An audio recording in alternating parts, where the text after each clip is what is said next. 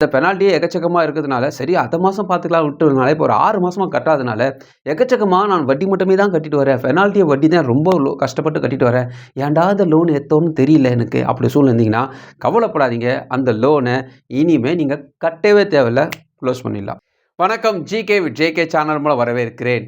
Loan தரக்கூடிய பேங்க்களை பற்றியும் ஆப்புகளை பற்றியும் ரிவ்யூஸ் நம்ம பார்த்துட்டு வரோம். அந்த வரிசையில் இன்றைக்கி பார்த்தீங்கன்னா, இந்த லோனை வாங்கிட்டு நான் ரொம்ப கஷ்டப்பட்டுட்டு இருக்கேங்க. அதிகமான வட்டியில் நான் கஷ்டப்பட்டுட்டு இருக்கேன்.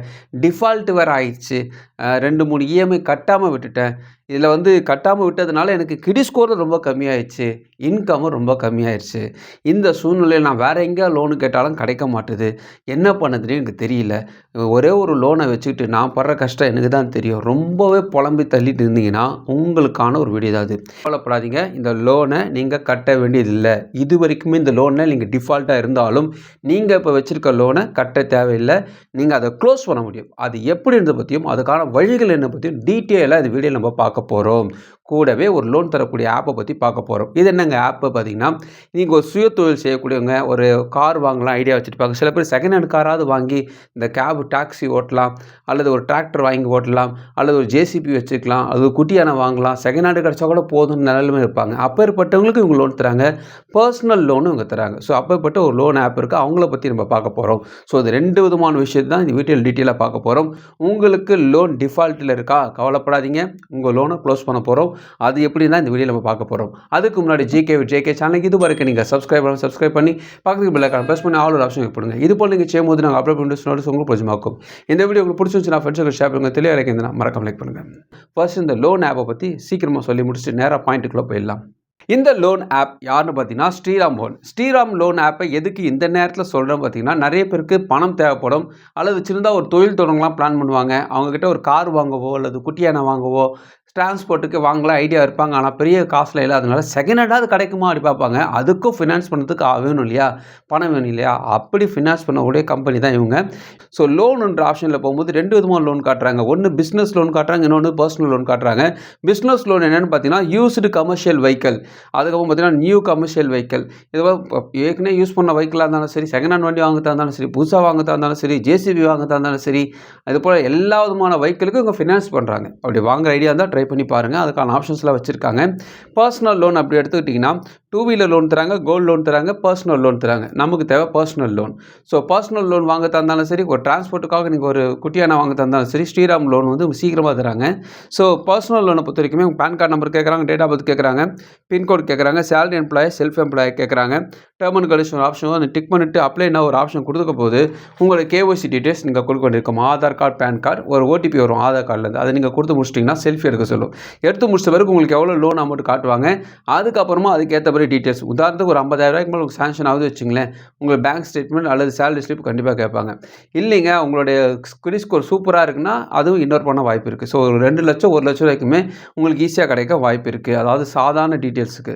உங்களுக்கு அதிகமாக பணம் தேவைப்படுதா, அதுக்கேற்ற மாதிரி உங்களுக்கு பேங்க் ஸ்டேட்மெண்ட்லாம் கொடுக்க வேண்டியிருக்கும். லோன் அமௌண்ட் எவ்வளோ தராங்க பார்த்தீங்கன்னா, பர்சனல் லோன் பொறுத்த வரைக்குமே 15 லட்சம் வரைக்கும் லோன் ஆஃபர் பண்ணுறாங்க. இஎம்ஐ பொறுத்த வரைக்குமே 12 மாதம் வந்து 60 மாதம் வரைக்கும் இஎம்ஐ பிரித்து கட்டிக்கலாம். வட்டியை பொறுத்த வரைக்குமே 11% வந்து 36% பெர் ஆனம் போட வாய்ப்பு இருக்குது. இவங்களோட டேர்ம் அண்ட் கண்டிஷன் வெப்சைட்டில் கொடுத்துருக்காங்க. ப்ராசஸிங் ஃபீஸ் அதிகமாக இருக்கும், வட்டி அதிகமாக இருக்கும், உங்களுடைய கிரெடிட் ஸ்கோரை பொறுத்து தான் அது இருக்கும். அதனால் இவங்க டேர்ம் அண்ட் கண்டிஷன் வெப்சைட்டில் கொடுத்துருக்காங்க. படித்து பாருங்கள், விருப்பம் இருந்தால் ட்ரை பண்ணி பாருங்கள். என்னுடைய லோனை நான் அடைக்கணும், என்னால் முடியல, என்னால் வந்து லோனே இஎம்ஐ கட்ட முடியல, ஒவ்வொரு மாதமும் நான் அதுக்காக போராடிட்டு இருக்கேன், ஒரு 2 இஎம்ஐ ஆல்ரெடி மிஸ் பண்ணதுனால அதுக்கு ஒரு பெனால்ட்டியை போட்டு வச்சுருக்காங்க. அந்த பெனால்ட்டியை கட்டிட்டு நம்ம அப்புறமா தொடரலாம் பார்த்தா அந்த பெனால்ட்டியே எக்கச்சக்கமாக இருக்கிறதுனால, சரி அடுத்த மாதம் பார்த்துக்கலாம் விட்டதுனால, இப்போ ஒரு 6 மாதமாக கட்டாதனால எக்கச்சக்கமாக நான் வட்டி மட்டுமே தான் கட்டிட்டு வரேன். பெனால்ட்டியை வட்டி தான் ரொம்ப கஷ்டப்பட்டு கட்டிட்டு வரேன். ஏன்டா இந்த லோன் எடுத்தோன்னு தெரியல எனக்கு. அப்படி சூழ்நிலை இருந்தீங்கன்னா கவலைப்படாதீங்க. அந்த லோனை இனிமேல் நீங்கள் கட்டவே தேவையில்லை. க்ளோஸ் பண்ணிடலாம். ஸோ அது என்னென்னு பற்றி தான் இந்த வீடியோவில் பார்க்க போகிறோம். அதுக்கு ஒரே வார்த்தை இருக்குது, செட்டில்மெண்ட். செட்டில்மெண்ட்டில் என்னங்க பயன் அப்படி பார்த்தீங்கன்னா, நிறைய வட்டி மட்டுமே கட்டிட்டு வரேங்க. லோனை வாங்கிட்டேன், வட்டி மட்டுமே கட்டிட்டு வரேன், டிஃபால்ட்டாகவும் இருக்குது, எனக்கு வேறு எங்கேயும் லோனே கிடைக்கல, எனக்கு கிரெடிட் ஸ்கோரும் கம்மியாகிடுச்சு, இன்கமும் கம்மியாகிடுச்சு, இந்த ஒரு லோன் வாங்குறதுனால என்னோடய கிரெடிட் ஸ்கோர் தாறுமாறாக இறங்குறதுனால வேறு எங்கே ட்ரை பண்ணாலும் கிடைக்கல. அப்படி ஒரு சூழ்நிலை இருக்கிறவங்க இந்த செட்டில்மெண்ட் ட்ரை பண்ணலாம். இந்த செட்டில்மெண்ட்டில் இன்னொரு ப்ளஸ் பார்த்தீங்கன்னா, உங்கள் லோனை நீங்கள் அடைக்க முடியும். நீங்கள் அதாவது உங்களுக்கு உதாரணத்துக்கு ஒரு 3 லட்ச ரூபா கட்ட வேண்டிய இடத்துல அவ்வளோலாம் கட்ட தேவையில்ல. சாதாரண அந்த முக்கியமாக ஒரு சில சார்ஜஸ் மட்டும் கொடுப்பாங்க. அதை மட்டும் கட்டினா போதும், அந்த லோனை க்ளோஸ் பண்ணிடலாம். அதாவது அதிக தொகை கட்டாமல் நீங்கள் கொஞ்சம் தொகையிலேயே அந்த லோனை டோட்டலாக க்ளோஸ் பண்ண முடியும். அதுதான் செட்டில்மெண்ட். உங்களுக்கு எக்ஸ்பிளைன் பண்ணுறேன். லோன் அமௌண்ட் ஒரு 5 லட்சம் லோன் வாங்கியிருக்கீங்க. வட்டி ஒரு 16% போடுறாங்க வச்சுங்களேன். இஎம்ஐ 60 மாதத்துக்கு இஎம்ஐ நீங்கள் எடுக்கிறீங்க. ஸோ இதில் பார்த்தீங்கன்னா இந்த 60 இஎம்ஐயில் நீங்கள் வந்து ஒரு 3 வருஷம் வந்து ப்ராப்பராக கட்டிட்டு வரீங்க. அதாவது லோனை கட்டிட்டு வரீங்க. அதில் ஒரு 6 இஎம்ஐ சரியாக கட்டல. 36 மாதத்தில் 6 இஎம்ஐ சரியாக கட்டல. 30 இஎம்ஐ ப்ராப்பராக கட்டிட்டு வந்திருக்கீங்க. ஸோ இதுதான் வந்து உங்களுக்கு பிரச்சனை. இந்த 6 இஎம்ஐ கட்டாதனால பேங்கர் என்ன பண்ணுறாங்கன்னா அதுக்கெல்லாம் சில சார்ஜஸ்லாம் போடுறாங்க. டோட்டலாக நீங்கள் எவ்வளோ கட்ட வேண்டியது பார்த்தீங்கன்னா அசல் 2,50,000 வட்டி 1,25,000. ஸோ 3,75,000 நீங்கள் இனிமேல் கட்ட வேண்டிய அமௌண்ட்டு. இது வரைக்கும் கட்டுறது பார்த்தீங்கன்னா கிட்டத்தட்ட 3,75,000 நீங்கள் கட்டி முடிச்சிருக்கீங்க. ஸோ இதுதான் உங்கள் பிரச்சனை. இப்போ போய் நீங்கள் அணுகும்போது என்ன பார்ப்பாங்க பார்த்தீங்கன்னா இந்த 6 மாதம் நீங்கள் கட்டாமல் விட்டீங்க இல்லையா, அந்த பெனால்ட்டி எவ்வளோ கட்ட வேண்டியது இருக்குன்னு அதையும் பார்ப்பாங்க. 6 மாதம் கட்டாமல் போன பெனால்ட்டி ஃபார் எக்ஸாம்பிளுக்காக ஒரு 70,000 பெனால்ட்டி மட்டுமே போட்டிருக்காங்கன்னு வச்சுங்களேன். ஸோ அந்த பெனால்ட்டியை வந்து அப்படியே வச்சுப்பாங்க, ரவுண்ட் பண்ணி வச்சுருவாங்க. ஸோ இப்போ நீங்கள் கட்ட வேண்டிய அமௌண்ட் என்ன, இந்த 3,75,000 ப்ளஸ் இந்த பெனால்ட்டி சேர்த்து 4,45,000 நீங்கள் டோட்டலாக கட்டணுன்ட்டு உங்கள் பேங்கர் இப்போ உங்களுக்கு ப்ரெஷர் கொடுக்குறாங்க. இதை கட்டினா தான் நீங்கள் லோன் அடையும் அப்படி சொல்லும்போது நீங்கள் செட்டில்மெண்ட் போட்டிங்கன்னா செட்டில்மெண்ட்டில் என்ன சொல்லுவாங்கன்னா பெனால்ட்டியை ஃபஸ்ட்டு கழிச்சிடுவாங்க. இந்த 6 மாதம் கட்ட வேண்டிய பெனால்ட்டியை ஃபஸ்ட்டு கழிச்சிடுவாங்க. ஸோ 4,45,000 கட்ட வேண்டிய இடத்துல 3,75,000 கட்டுற மாதிரி இருக்கும். ஸோ 3,75,000 இது வரைக்கும் நீங்கள் வட்டி மட்டுமே கட்டியிருப்பீங்க இல்லையா. ஸோ அந்த 1,25,000 கட்டியிருப்பீங்களே, அந்த கட்டிய பணத்தையும் மைனஸ் பண்ணுவாங்க. ஸோ வட்டி கட்டுறதுக்கு வந்து ஃபஸ்ட்டு மைனஸ் பண்ணுவாங்க. ஸோ மைனஸ் பண்ணிட்டாங்கன்னா மீதி 2,50,000 இருக்குங்க.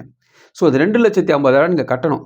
ஆனாலும் உங்களால் கட்ட முடியல. செட்டில்மெண்ட் போடும்போது இனிமேலும் கட்ட வேண்டிய ஒரு வட்டி இருக்குல்ல, அதையும் இதில் கழிச்சிட்டாங்கன்னா உங்களுக்கு கட்ட வேண்டியது பார்த்திங்கன்னா, அதாவது உங்களுடைய வட்டியை எவ்வளோ கட்டியிருந்தாலும் அதை கழிக்கிறாங்க.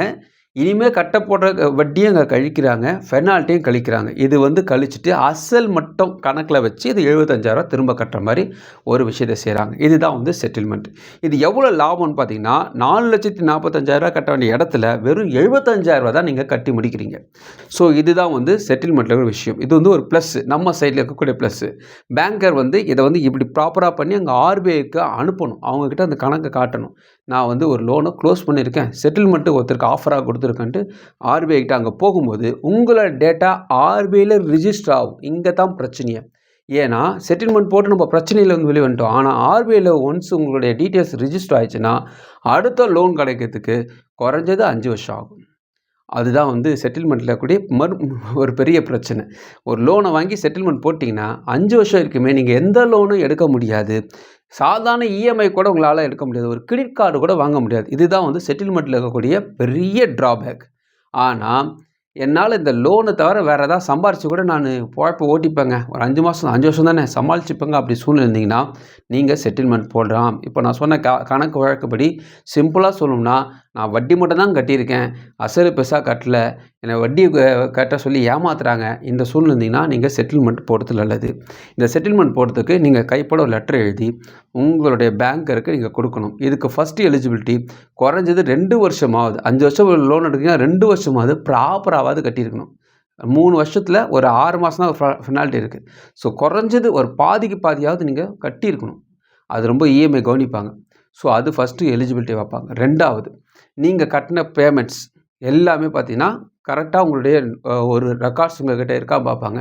அது இருந்துச்சுன்னா தாராளமாக அதுக்கான ஆதாரம் இருந்துச்சுன்னா தாராளமாக நீங்கள் செயல்படலாம். லெட்ரு எழுதி நீங்கள் பேங்கர்கிட்ட கொடுக்கும்பொழுது அவங்க ஆக்ஷன் ஸ்டார்ட் பண்ணுவாங்க. இந்த லோனை க்ளோஸ் பண்ணால் போதும்டா, வேறு எந்த பிரச்சனையும் இங்கே இல்லைடா, இந்த லோனை க்ளோஸ் பண்ணால் போதும், இப்போ முடிச்சிட்டா நிம்மதியாக இருப்பேன் அப்படி ஒரு சூழ்நிலை இருந்தீங்கன்னா நீங்கள் செட்டில்மெண்ட் போடலாம். 5 வருஷத்துக்கு கிடைக்காது. இது மட்டும் ஞாபகம் வச்சுன்னா போதும், உங்களுக்கு செட்டில்மெண்ட் போட தயாராக இருப்பாங்க. நிறைய பேருக்கு இந்த செட்டில்மெண்ட்டில் டவுட் இருக்கும். இந்த டவுட்டை பற்றி உங்களுக்கு ஏதாவது சந்தேகம் இருந்துச்சா நீங்கள் கமெண்ட்ஸை தெரிவிக்கலாம். இந்த வீடியோ உங்களுக்கு பிரோஜனமாக நினைக்கிறேன். உங்கள் ஃப்ரெண்ட்ஸுக்கு ஷேர் பண்ணுவாங்க. பிரோஜனமாக மறுபடியும் பார்க்கலாம். வணக்கம்.